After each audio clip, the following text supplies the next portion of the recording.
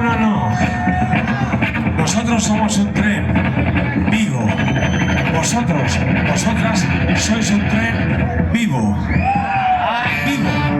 Siempre. Aunque estéis en vía muerta, es decisión vuestra. Pero sois un tren vivo.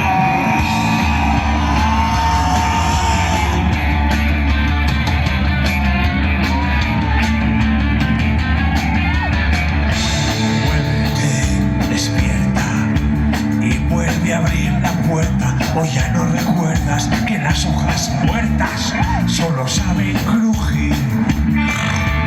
Mírate,